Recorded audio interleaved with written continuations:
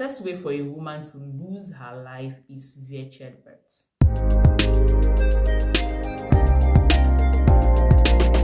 Hello guys, welcome back to my channel. If you're seeing my face for the very first time, my name is Abigail. On this channel I talk about skincare, motherhood, lifestyle and faith. And please do not forget to subscribe and join the growing community. And to my returning subscribers, you guys are the real MVP. Thank you so much for sticking around. Today I want to talk about the incredible story of my baby's birth. It was a roller coaster of emotions, but it is one of the empowering experiences of my life. And I had a very early pregnancy, and I was given the expected delivery date, popularly known as EDD, to be on the 22nd of February 2023. And this date is just, when I got to 38 weeks, I just want my baby. I just want my baby. Like I said in the previous video, if you've not watched that video, please do well to watch the pregnancy story. So when I'm talking about previous video, you will understand what I am actually talking about. So on the 9th of February 2023, I saw blood. Yes, I saw blood, and the blood was like 2 tablespoons filled. So immediately when I saw blood, I placed a call through to the triage. The triage is like the emergency midwife's number. So I called that, and after different questions has been asked, I want to know the color of the blood. Is it pale red? Is it deep red? And the likes. They asked me to come in for checkup because it is blood. They cannot be too sure of whatever it is that is going on. I went in for the checkup, and when I got there, they put me on CTG. CTG is like a machine that is used to check, to monitor the baby's heartbeat and to monitor contractions, majorly to monitor the baby's heartbeat. So when I got there, I was placed on the CTG to monitor the baby's heartbeat. They checked me to know if my cervix has been open.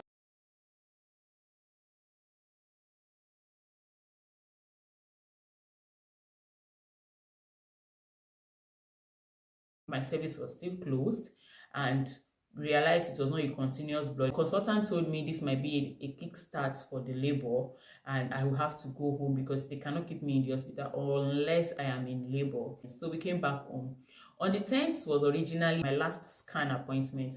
So I went for the appointment. The sonographer had the test done, and when she was doing the scan, she told me that the amniotic fluid is actually much. Like the fluid was too much. She said yes, that possibly I will be kept under watch for some hours before I'm asked to go home.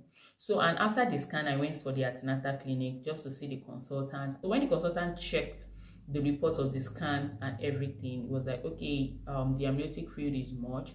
And there's this particular graph they used to plot anytime I go for the antenatal clinic. They plot the graph just to check the baby's growth. So all the while that I've been going for checkup, the line has been going like straight line like this, and I've been told that if the line should drop or should go higher, then there is a problem. So it has to go in a linear direction, just go straight. So on this particular day, when the consultant plotted the graph came down. He said my baby is supposed to be growing every day by 20 grams, but now the baby is growing by 18 grams. In other words, my baby's weight is dropping, or my baby's growth is dropping. One of the two. Either that's just the explanation. Weight and growth is dropping. So instead of the baby to be growing by 20 grams every day, the baby is now growing 18 grams every day. So now we cannot take chances any longer. We have to go for induction because we need to get the baby out as soon as possible. Remember, I said my EDD was meant to be 22nd of February, but now we are already in 39th week, which means my baby, I have to undergo induction since I am not in labor yet. So induction date was booked for 14th of February, Valentine's Day. Hey. Those are in my WhatsApp community watching this video, you realize that on that day, on that February 14, I was posting pictures back to back, or your baby girl was actually in pains, contraction pains, and also like she was on induction. The basic explanation that the midwife gave to me about the induction is that it's just to keep to make the cervix ripened so that they can be able to penetrate and break the amniotic fluid, which is the water. The reason for the induction is to make the cervix, like to quicken the ripening of the cervix so that I can dilate easily and they can penetrate to break the waters, if that makes sense to you. Gel that they are using for the induction, I can only take 5 of it. After the 5th one, if the cervix refuse to ripen and they cannot penetrate to break the waters, then that is a failed induction. I'll have to wait extra 24 hours before they can start the gel for me again, or I go for an elective C-section. Went into the hospital on the 14th of February. I was 1 centimeter dilated. The midwife said before they can break the waters, I have to be like 2 centimeter dilated for easy access. It's 15th of February on induction. Presently, the time is like 9:21 a.m. and I had a check this morning. That's after taking the induction gel, taking 2 of the induction gels. The doctor checked me this morning only to tell me that I'm still 1 centimeter dilated and they need me to be at 2 to 3 centimeter before they can break the water. So I had to take another gel this morning, making it 3. So I'm undergoing the 3rd gel now. That will last for 6 hours. Am I tired? Yes. Am I hopeful? Very, very. I just pray this will be the last one, like me, the last gel that I'll take, and they'll be able to break the water. I'll be tired of just lying down on this bed.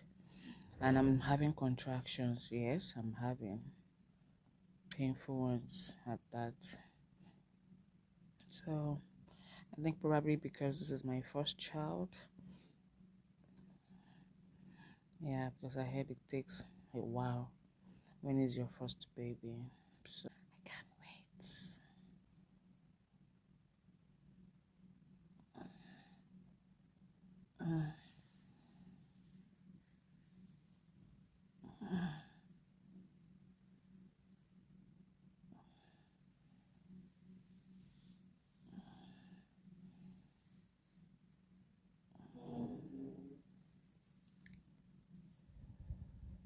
Just had another traction.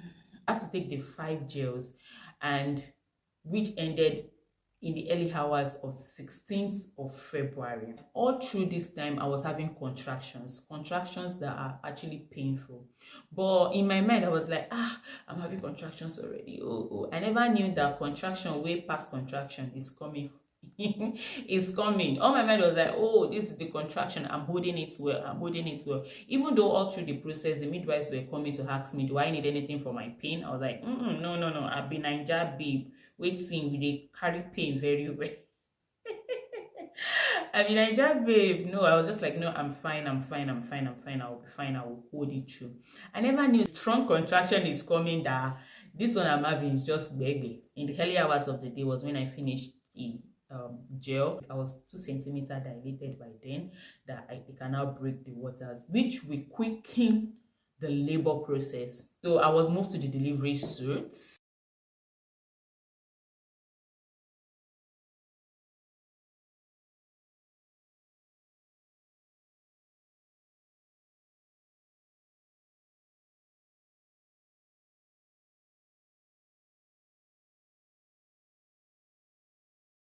After they break the water,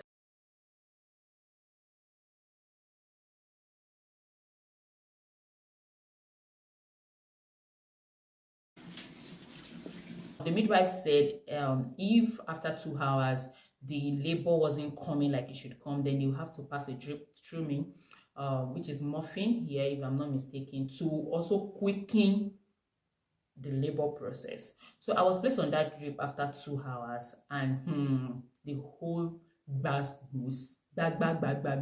started. Like I was having some kind of, I don't know, I can explain it. It was a crazy pain. Like I was having crazy pains. Hey, like when the contractions is coming like this, I just feel like what I just feel like I want to go crazy. Like is just too intense for. God is great. And kudos to all women out there. And I'm using this moment to also pray for everybody and anybody that wants to give birth, that trying to conceive. I pray that the Lord give unto you so we can all experience this thing together. And I pray it come quickly in Jesus' name. Amen. I started and the contractions were crazy. So the midwife came back and asked me, do you want anything for your pain? I was like, oh, no, let me still hold it. Then my husband said a statement that, see, there's no award for superwoman. This pain you're going through, I think I cannot be able to stand it, because here your husband has to be there with you. You have to have a betting partner. It can be your mom, it can be your sister, it can be your husband. But in my own case, it was my husband. There's no award for a superwoman that gives better having pain relief. Since you have access to this pain relief, then why not take it? So they gave me 3 options: gas in the hair. That gas in the hair, I'll breathe it in, breathe out, breathe it in, breathe out. It's just like a distraction mechanism. So I tried it, but there's a particular medicine in that thing that make me go lightheaded. Like, I don't know, immediately when I tried it, the whole delivery room was just, I feel so lightheaded. I feel like I want to, I feel dizzy. I actually felt so dizzy. And at the same time, the moment you remove the gas in the air stuff, the pain continues. So this is just like a distraction mechanism. For some people, it makes them to start laughing. But in my own case, I was just like, I don't know, like I want to pass out. So I said, I don't want this. Then the second one is the morphine. The morphine is just like an injection that I'll be given, and it's just like it will reduce the pain by like 50% or so. Then the last one is epidural, which from my waist down, I won't feel, it will be numb, like I won't feel the pain. So I actually opt for the epidural. So the epidural was passed into my spine, and when they were trying to fix the epidural into my body, the monitor was still on me, the CTG was still on me. The midwife took the tube pad and placed it on my tummy just to ensure and to also continue to monitor the baby as the whole process is being going on. So when I was being given the epidural, there was a dip in my baby's heartbeat. A dip means that normal, the baby's heartbeat is going to come quick. It went really down.